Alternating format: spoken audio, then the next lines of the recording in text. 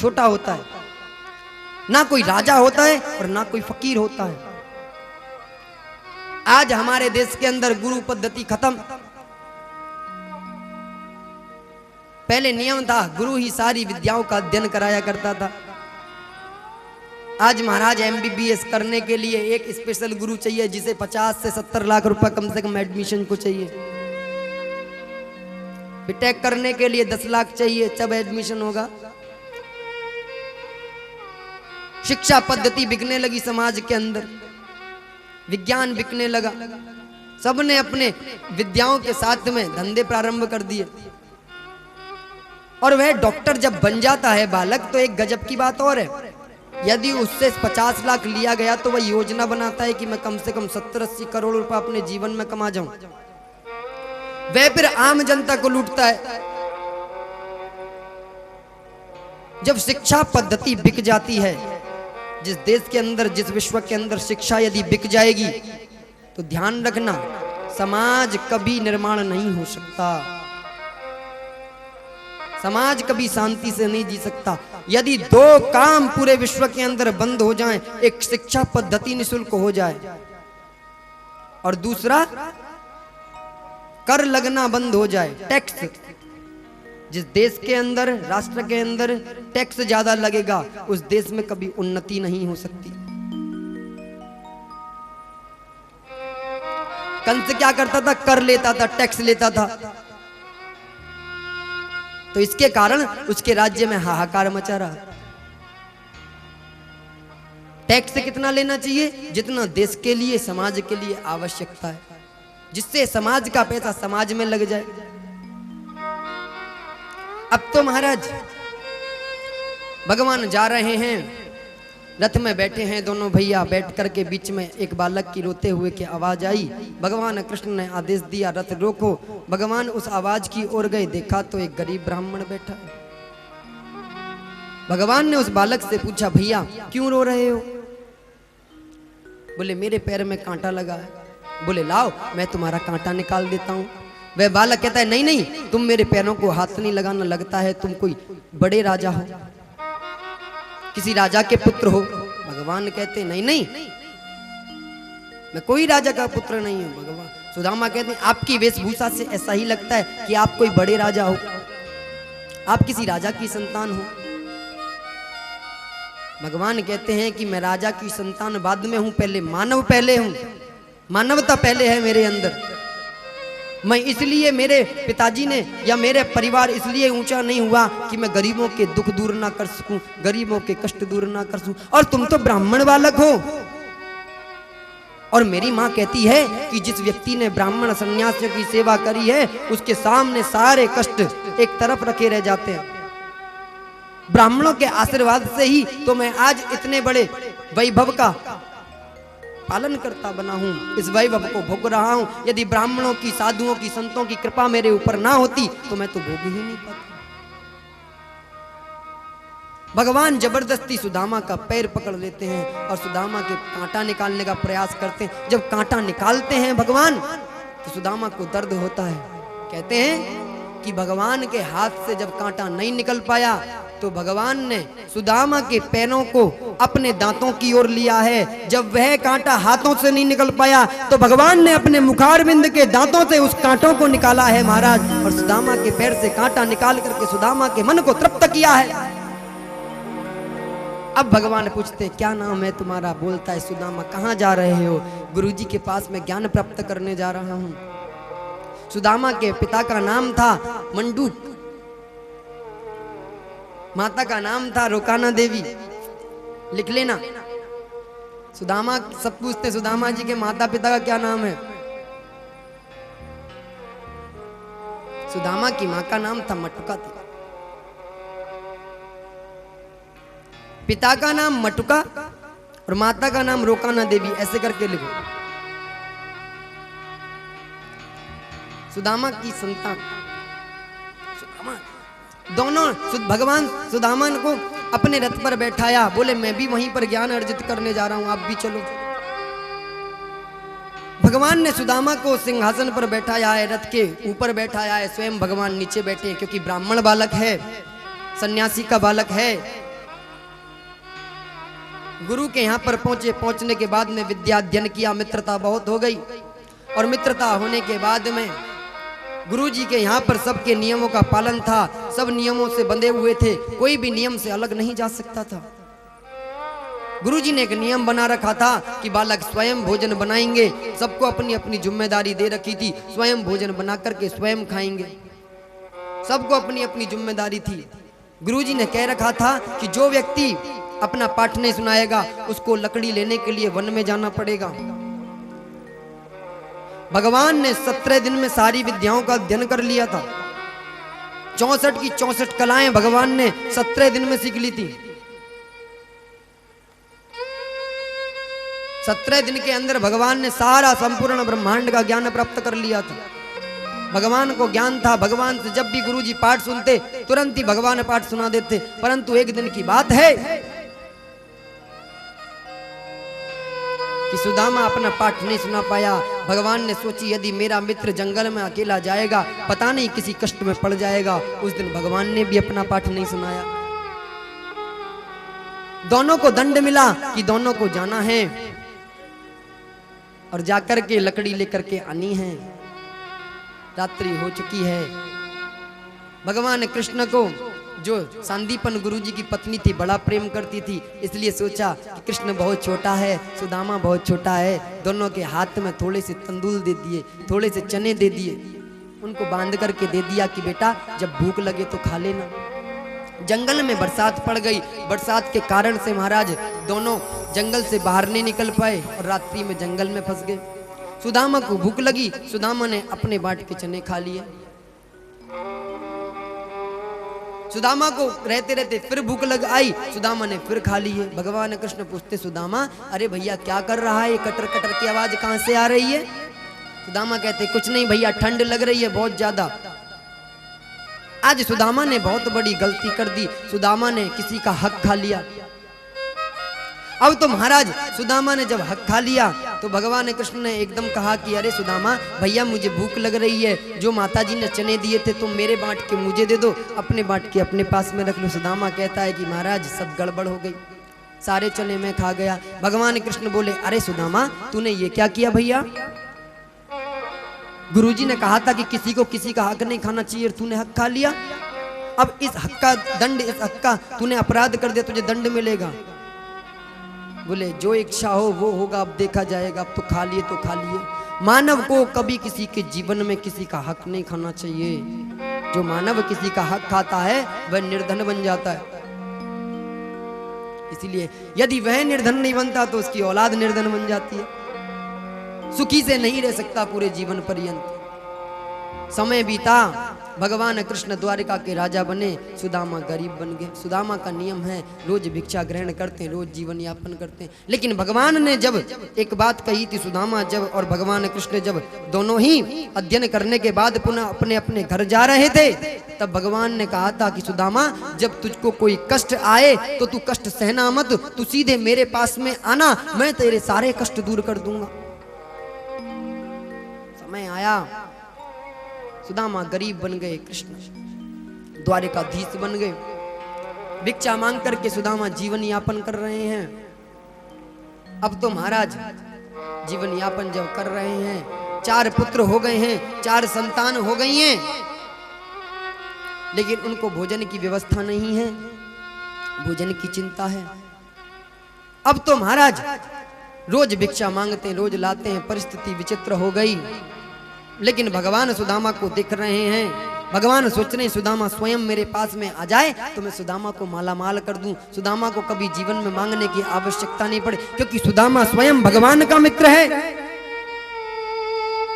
भगवान ने सोचा कि अरे सुदामा कभी जीवन पर्यंत मांगने को नहीं आएगा, क्योंकि सुदामा बहुत ही सम्मानित व्यक्ति है, अपने सम्मान के लिए सुदामा जीता है, कभी मेरे पास में मांगने नहीं आएगा। तो भगवान ने एक योजना बनाई कि सुदामा को लाने की। स्वयं सुदामा की पत्नी सुशीला के घर में भिक्षा का रूप धारण करके गए, भिक्षुक का रूप धारण करके गए और जाकर के बोले भिक्षाम देहि। सुशीला बोली महाराज नहीं है। बोले मतलब?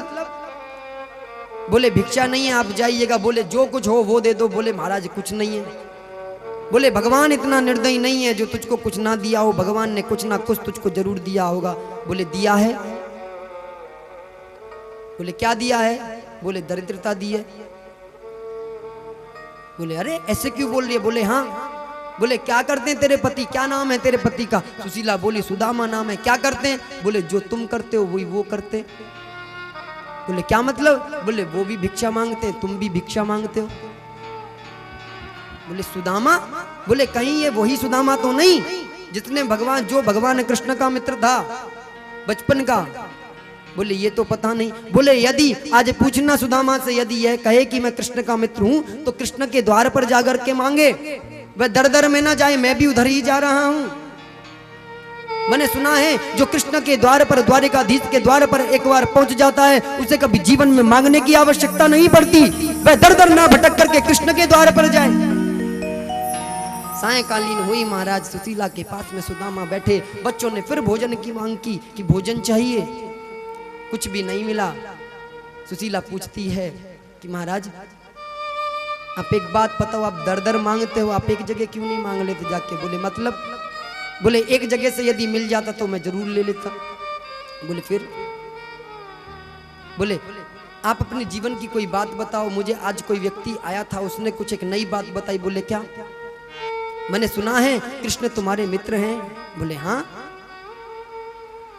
सारी कहानी बताई। हम स्कूल में ऐसे ऐसे विद्यालय में पढ़ते थे, इतनी मौज मस्ती से रहते थे। बोले तो आप अपने मित्र के पास में मांगने जाओ ना, दर दर क्यों मांगते हो? जो दुनिया को देता है एक बार उसके द्वार पर मांगने जाओ ना। सुदामा कहता है नहीं, कृष्ण मेरा मित्र है, मैं कभी उससे मांग नहीं सकता। मित्रता देने के लिए होती है ना कि मांगने के लिए। सुशीला ने बहुत समझाने का प्रयास किया लेकिन सुदामा नहीं माना। अब तो महाराज सुदामा से सुशीला अंत में बोली कि प्रभु आप कृपा करके मांगने मत जाओ, इतने वर्ष हो गए, कम से कम मिलने ही चले जाओ। बोले हाँ मैं मिलने जाऊंगा। प्रातःकालीन हुई, सुदामा जी महाराज मिलने के लिए चले। सुशीला ने पीछे से रोका, अरे रुको तो सही। बोले हाँ। बोले मित्र के घर पर कभी खाली हाथ नहीं जाना चाहिए और तुम खाली हाथ जा रहे हो। कुछ जगह ऐसी होती हैं जहां कभी खाली हाथ नहीं जाना चाहिए। कहां कहां? मित्र के घर कभी खाली हाथ नहीं जाना चाहिए, बेटी के घर कभी खाली हाथ नहीं जाना चाहिए, गुरु के घर कभी खाली हाथ ना चाहिए, सन्यासी के पास में कभी खाली हाथ नहीं जाना चाहिए, किसी धार्मिक स्थल पर कभी खाली हाथ नहीं जाना चाहिए, पूर्ण होकर के जाना चाहिए। इसीलिए सुशीला कहती है कि तुम मित्र के घर जा रहे हो और मैंने सुना है द्वारकाधीश स्वयं भगवान है, तुम भगवान के पास जा रहे हो, कम से कम कुछ लेकर के जाओ। सुदामा कहता है कुछ नहीं है। बोले इंतजार करो थोड़ा सा, मैं आती हूं अभी। सुशीला 5 जगह गई, जाकर के 5 जगह से छोटे छोटे चावल लेकर के आई और आकर के पोटली में रख लिए और दे दिए। क्यों दिए 5 जगह के चावल? क्योंकि यह स्त्री बड़ी तीव्र होती है, तेज बुद्धि की होती है। बोलो क्यों? क्योंकि जानती है कृष्ण वहां जाकर के अपनी, सुदामा वहां जाकर के अपनी गरीबी छुपाएगा और जब तक भगवान को उसकी गरीबी मालूम नहीं पड़ेगी जब तक वह दूर नहीं करेंगे। भगवान को जब यह तंदूल, जब यह चावल सुदामा देगा, जब भगवान 5 जगह पर सुदामा देखेंगे या फटी हुई धोती में बंधे हुए देखेंगे तो सुदामा की परिस्थिति जान जाएंगे। आज सुदामा जी महाराज चले, बड़ा लंबा सफर किया, बड़ा लंबा सफर किया। सफर पूर्ण करते करते द्वारिका पहुंचे और द्वारिका पहुंच करके महाराज कहने लगे कि मुझे अपने कृष्ण से मिलना है। वहां कोई भगवान का नाम नहीं लेता और भगवान का जब नाम नहीं लेता बार बार कृष्ण कृष्ण कहकर पूछते हैं, कृष्ण हो तो जाने। सबसे पूछते कृष्ण कहाँ है, वहां कहते कौन कृष्ण होगा, कोई कृष्ण पता नहीं। वहां जैसे ही पहुंचे, पहुंच करके एक बड़े बूढ़े ने पूछा, जब ज्यादा परेशान देखा, अरे भैया क्यों इतना परेशान हो, बात बताओ। बोले मुझे कृष्ण से मिलना है, वह मेरा मित्र है, वह बहुत बड़ा बूढ़ा था, भगवान की 1-2 बार चर्चाएं, ब्रजवासियों से मुलाकात होकर के चर्चाएं मालूम पड़ गई थी, इसलिए वह जानता था भगवान को बचपन में कृष्ण कहा करते थे। आज तो द्वारिकाधीश हो चुके हैं, द्वारिका के राजा हो चुके हैं। नाम लेने का मतलब तो यही होता है जैसे किसी का अपमान कर दिया हो, आज बहुत बड़े हो गए हैं, 56 करोड़ यदुवंशियों के राजा हो चुके हैं भगवान कृष्ण आज। अब तो महाराज भगवान कि द्वार तक वह छोड़ करके आए। आगे की कथा कुछ देर बाद में कहूंगा, कुछ सूचनाएं आप श्रवण करें थोड़ी देर के लिए, और उसके बाद में के तत्वावधान में चल रहा है। तो सर्वप्रथम मेरा निवेदन राष्ट्रीय स्वयंसेवक संघ के नगर संचालक श्री योगेंद्र गोयल जी वो आए, और मेरा निवेदन श्रद्धेय कथा व्यास पूज्य हिमांशु कृष्ण भारद्वाज जी वो अपने कर कमलों से उन्हें ठाकुर जी का चित्र भेंट करेंगे। मेरा निवेदन उनके स्थान पर उनकी धर्म पत्नी श्रीमती मंजू गोयल जी वो आ जाएं।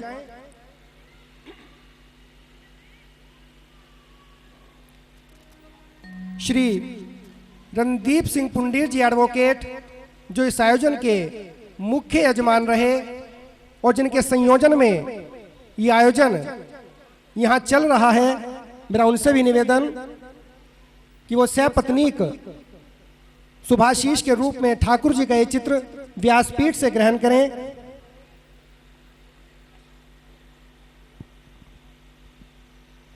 श्री राजकुमार जी गर्ग आयोजन समिति के अध्यक्ष,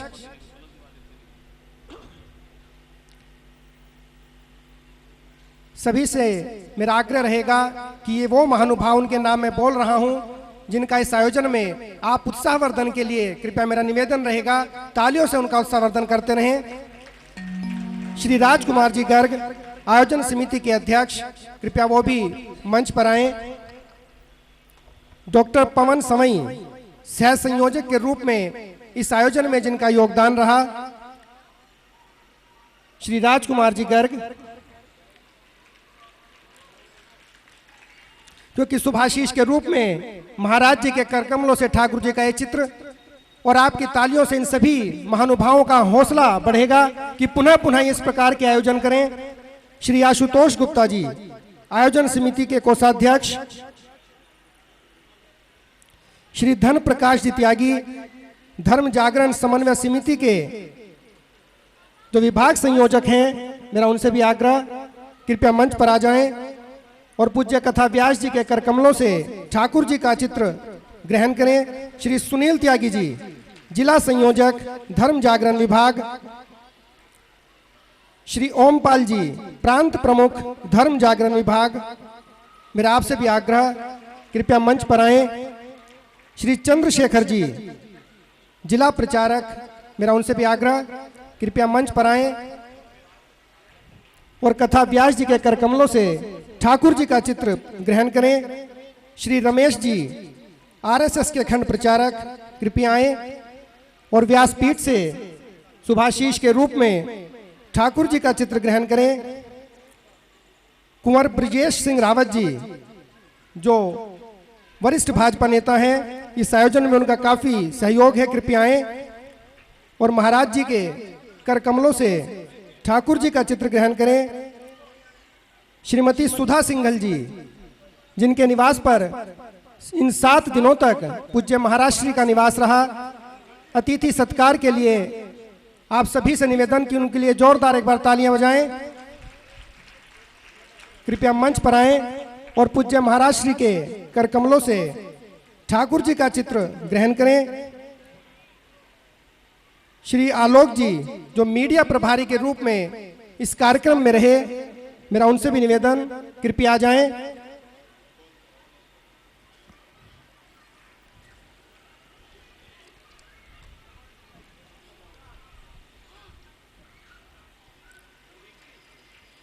और अब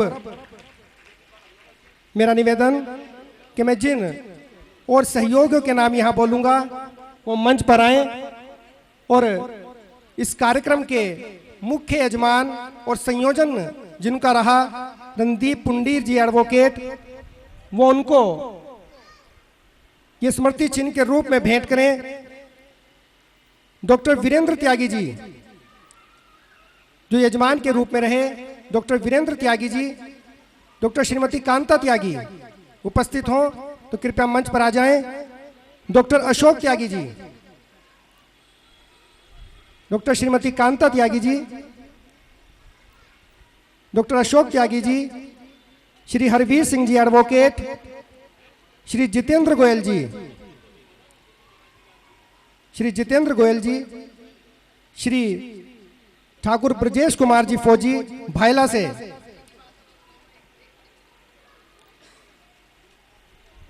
श्री संजय जी नीम वाले जिनकी ओर से प्रसाद सहयोग रहा, श्री अनिल सिंघल जी, श्री योगेश त्यागी जी, श्री ब्रजेश त्यागी जी, श्री किशोर कुमार जी गर्ग जो इस मधुर मिलन बैंकेट हॉल के स्वामी हैं, श्री किशोर कुमार जी गर्ग, श्री रणवीर सिंह जी एडवोकेट कृपया मंच पर आएं और इसी प्रकार से ठाकुर जी का चित्र ग्रहण करें। श्रीमती रजनी शर्मा नगर अध्यक्षा भाजपा महिला मोर्चा, श्रीमती सत्या शर्मा, श्रीमती दीपमाला शर्मा, मेरा इनसे निवेदन कृपया शीघ्रता से मंच पर आएं।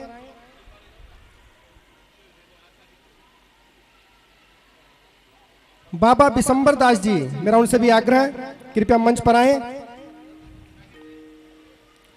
श्री मोहित जी जो टोली गांव से हैं, ये सभी उस टीम के सदस्य हैं जिन्होंने व्यवस्था में और इस आयोजन में बड़ी महत्वपूर्ण भूमिकाएं निभाई। श्री मोहित जी टोली गांव से, श्री विकास त्यागी जी, श्री विकास त्यागी जी बजरंग दल, कृपया मंच पर आएं।